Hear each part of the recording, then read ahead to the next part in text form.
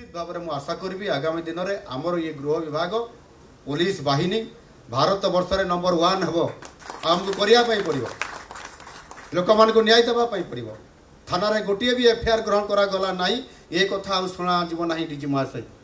जो थाना सी एफआईआर नेब ना से सस्पेंड हम इमिडिएटली सांगे तत्काल कंप्लेन आसला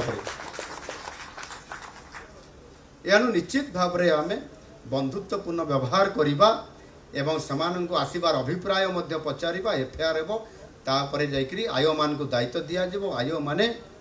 सेमाने किभଳି भाबरे याकू इनक्वारी करिवे तार व्यवस्था करा जेबो आगरु थाना रे केतेरा मोटरसाइकेल रुहे गोटिए मोटरसाइकेल गोटिए थाना रे गोटिए मोटरसाइकेल टाउन रे बोधे टिके अधिक दिया जे हां किंतु जनरल भाबरे ग्रामांचल थाना रे हमर 13टी थानार एठी अछंती अधिकारी माने आउ हमर विधायक बंधु माने समस्त गोटे थाना रे गोटे मोटरसाइकेल व्यवस्था आयो तो 4-5 जन थे गोटे क्या मोटरसाइकेल दिज्व बाकी अन्य मैंने जीवे केमिति निज मोटरसाइकेल केते रिक्स नहीं जीवे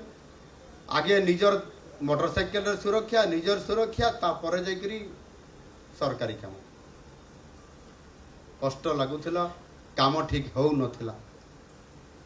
आ गोटे सरकार निरंतर भाव में 24 वर्ष आसला थानार अपग्रेडेसन हम ना गाड़ी बढ़ा नहीं से पुराना ददरा गाड़ी रे जीप गाड़ी रे आईआईसी जीवे इनक्वारी करने आयो मान पाखे मोटरसाइकेल नथिबो इर दुर्भाग्यजनक कथा थिला आम सरकार आसला तुरंत आम सरकार निष्पत्ति नेले गोटे मोटरसाइकेल जगार प्रति थाना रे 6टी लेखा मोटरसाइकेल दिज्व एवं गोटे थाना रे जो गाड़ी दि जाइछि जो जीप गाड़ी पूरा द्रुतगामी स्कॉर्पियो गाड़ी दिज्व दिगला गाड़ी आसला डीजी महाशय कहते सबू थाना दिज्व एवं ता सहित द्वितीय आउ गोटे गाड़ी दिज्व गोटे से गोटे पूरा टीम थी स्क्वाड टीम थी हठात घटना घटला तुरंत जाकि टीम पहुँचिकी ऑपरेशन आरंभ करेंगे ये प्रकार व्यवस्था जदि हो पारे जाकि ये पुलिस आगू जापर जदि ए प्रकार टीम आम आउ टे रेडी कर आगु कर तार भावुची भरतपुर केस भी आउ अधिक आग को जापारि न निश्चित भाव में ताऊपर संगे संगे से ऑपरेशन आरंभ हो जाता आज आमको शिक्षा मिली घटना घटव अध घंटा भी समय लगे ना से स्क्वाड टीम पहुँच ऑपरेशन आरंभ कर दोषी को धर ये व्यवस्था आमको करने पड़ो आसे जनसाधारण सहयोग बहुत बड़ गोटे आवश्यकता अच्छी से व्यापक भाव में